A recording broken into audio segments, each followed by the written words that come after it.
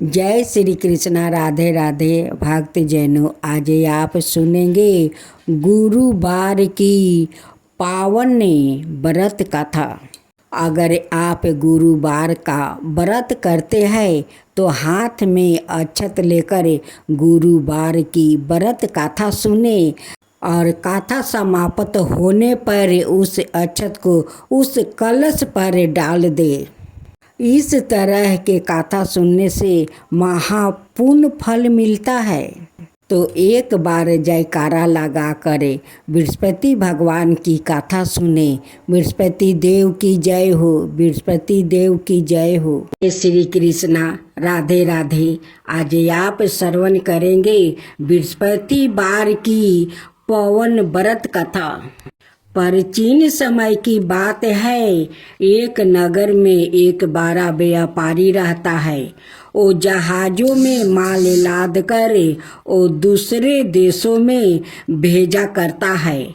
वो जिस प्रकार अधिक धन कमाता है उसी प्रकार जी खोल कर दान भी करता है, परंतु उसकी पत्नी अत्यंत कंजूस थी। वो किसी को एक डमरी भी नहीं देने देती थी। एक बार सेठ जब दूसरे देश में व्यापार करने गया तो पीछे से बृहस्पति देव ने साधु भेष में उसकी पत्नी से भिक्षा मांगी। व्यापारी की पत्नी बृहस्पति देव से बोली, हे साधु महाराज, मैं इस दान और पुण्य से तंग आ गई हूँ। आप कोई ऐसा उपाय बताइए जिससे मेरा सारा धन नष्ट हो जाए और मैं आराम से रह सकूं। मैं यह धन लुटाता हुआ नहीं देख सकती। बृहस्पति देव ने कहा, हे देवी, तुम बड़ी विचित्रा हो। संतान और धन से कोई भाला दुखी होता है। अगर अधिक धन है तो इसे शुभ कार्य में लगाओ, कुंवारी कन्याओं का विवाह करवाओ, विद्यालय और बाग बगीचा का निर्माण करवाओ। ऐसे पुण्य कार्य करने से तुम्हारा लोक परलोक सातारक हो सकता है। परंतु साधु की इन बातों से व्यापारी की पत्नी को खुशी नहीं हुई। उसने कहा, मुझे ऐसे धन की आवश्यकता नहीं है जिसे मैं दान दूं। तब बृहस्पति देव बोले, यदि तुम्हारी ऐसी इच्छा है तो तुम एक उपाय करना। 7 बृहस्पतिवार घर को गोबर से लिपना, अपने केशों को पीली मिट्टी से धोना, केशों को धोते समय स्नान करना, व्यापारी से हजामत बनाने को कहना, भोजन में मांस मदिरा खाना, कपड़े अपने घर धोना। ऐसे करने से तुम्हारा सारा धन नष्ट हो जाएगा। इतना कहकर बृहस्पति देव अंतर ध्यान हो गया। व्यापारी की पत्नी ने बृहस्पति देव के कहे अनुसार 7 बृहस्पतिवार वैसा ही करने का निश्चय किया। केवल 3 बृहस्पतिवार बीते थे कि उसी समस्त धन संपत्ति नष्ट हो गई और वो परलोक सिधार गई। जब व्यापारी वापस आया तो उसने देखा कि उसका सब कुछ नष्ट हो चुका है। उस व्यापारी ने अपनी पुत्री को सांत्वना दी और दूसरे नगर में जाकर वो बस गया। वहाँ वो जंगल से लकड़ी काट कर लाता है और शहर में बेचता है। इस तरह वो अपना जीवन व्यतीत करने लगा। एक दिन उसकी पुत्री ने दही खाने की इच्छा प्रकट की, लेकिन व्यापारी के पास दही खरीदने के पैसा नहीं था। वो अपनी पुत्री को आश्वासन देकर जंगल में लकड़ी काटने चला गया। वहाँ एक वृक्ष के नीचे बैठा अपनी पूर्व दशा पर विचार कर रोने लगा। उस दिन बृहस्पतिवार था। तब वहाँ बृहस्पति देव साधु के रूप में सेठ के पास आया और बोले, हे मनुष्य, तू इस जंगल में किस चिंता में बैठा है? तब व्यापारी बोला, हे महाराज, आप सब कुछ जानते हैं। इतना कहकर व्यापारी अपनी कहानी सुनाकर और रो पड़ा।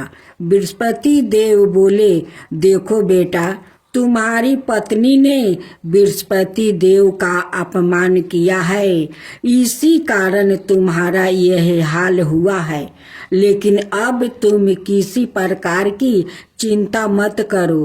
तुम गुरुवार के दिन बृहस्पति देव का पाठ करो। 2 पैसे के चने और गुड़ को लेकर जल के लोटे में शक्कर डालकर वो अमृत और प्रसाद बनाकर अपने परिवार के सदस्यों और कथा सुनने वालों में बांट दो। सवाए भी प्रसाद और चंद्रामृत लो, भगवान तुम्हारा अवश्य कल्याण करेंगे।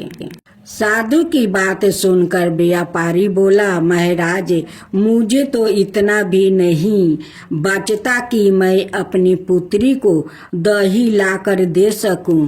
इस पर साधु जी बोले, तुम लकड़ियाँ शहर में बेचने जाना, तुम्हें लकड़ियाँ के दाम में पहले से 4 गुना मिलेंगे, जिससे तुम्हारा सारे कार्य सिद्ध हो जाएंगे। उसने लकड़ियाँ काटी और शहर में बेचने के लिए चल पड़ा।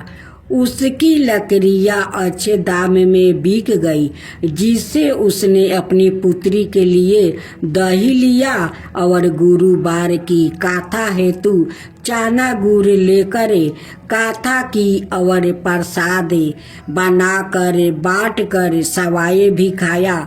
उसी दिन से उसकी सभी कठिनाइयाँ दूर होने लगी।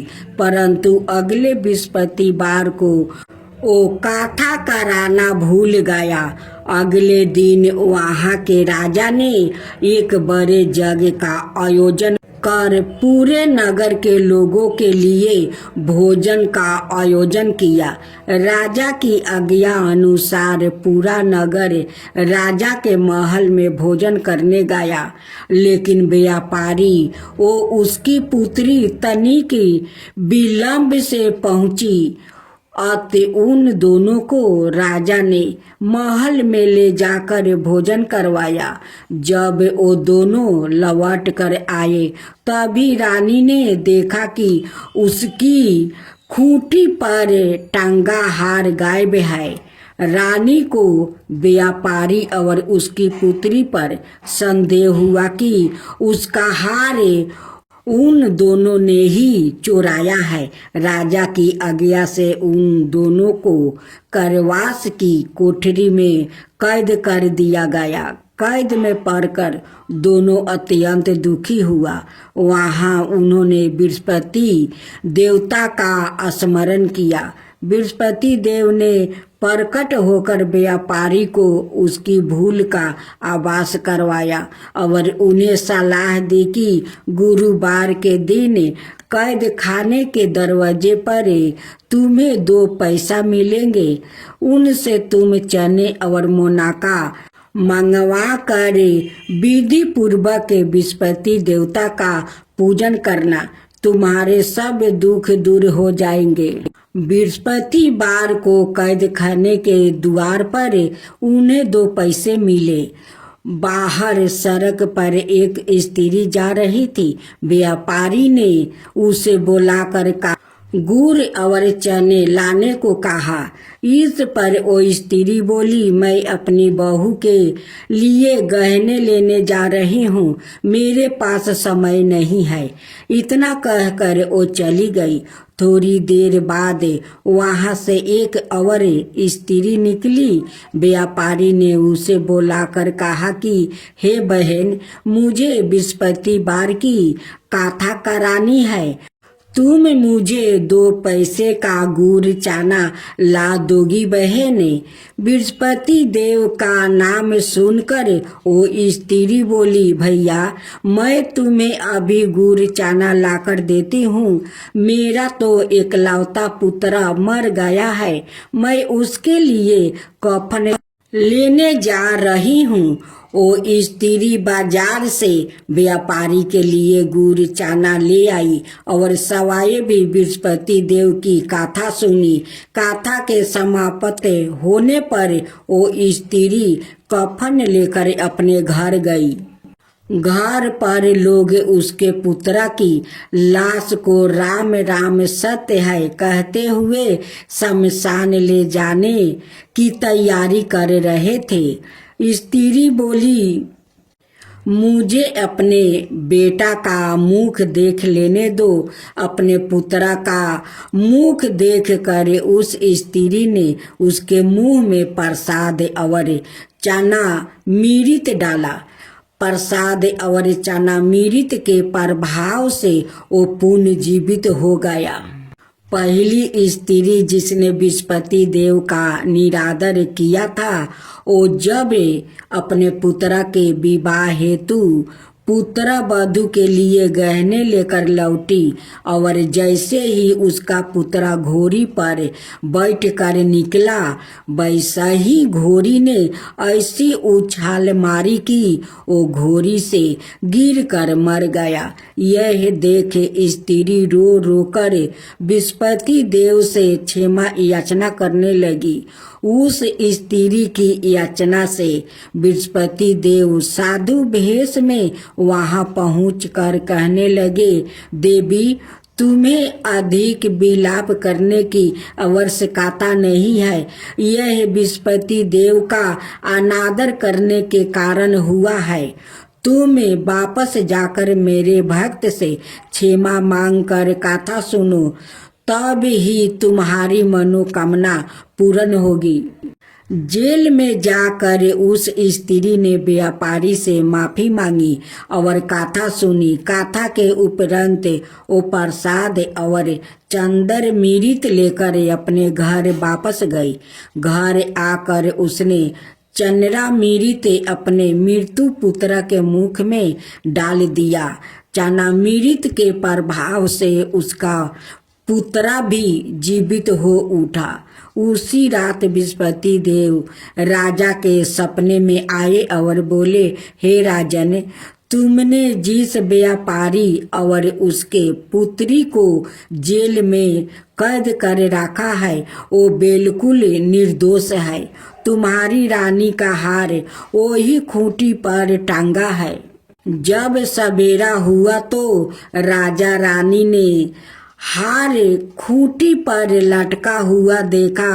राजा ने उस व्यापारी और उसकी पुत्री को रिहा कर दिया और उन्हें आधा राज्य देकर उसकी पुत्री का विवाह ऊंचे कुल में करवा कर दहेज में हीरे जवाहरात दिया। अब अर्थ सुने।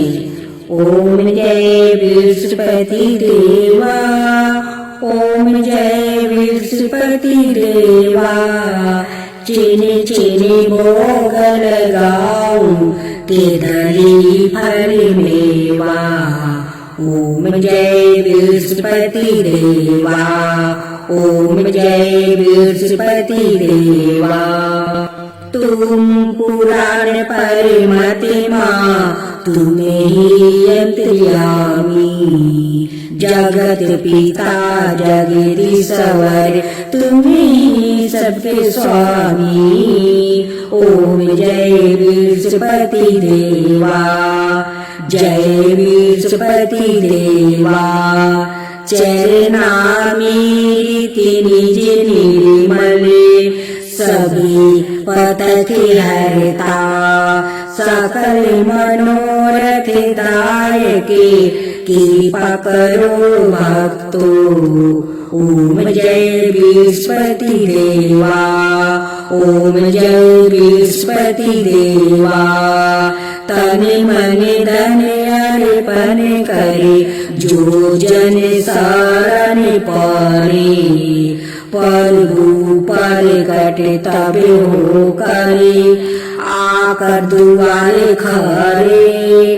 ओम जय बृहस्पति देवा, ओम जय बृहस्पति देवा। दीन दयाल दयानिधि, भक्तन के हितकारी, पाप दोष सब हरता, भाव बंधन हारी। ओम जय बृहस्पति देवा, ओम जय बृहस्पति देवा। सकल मनोरथ दायके, सब संशय हरो, विषय विकार मिटाओ, संतन सुखिकारी। ओम जय बृहस्पति देवा, जय बृहस्पति देवा। जो कोई आरती तेरी प्रेम सहित गावे, जो कोई आरती तेरी प्रेम सहित गावे। जेठ आनंद आनंद करे, सो निश्चय पावे। ओम जय बृहस्पति देवा, ओम जय बृहस्पति देवा। सब बोलो विष्णु भगवान की जय, बोलो बृहस्पति भगवान की जय।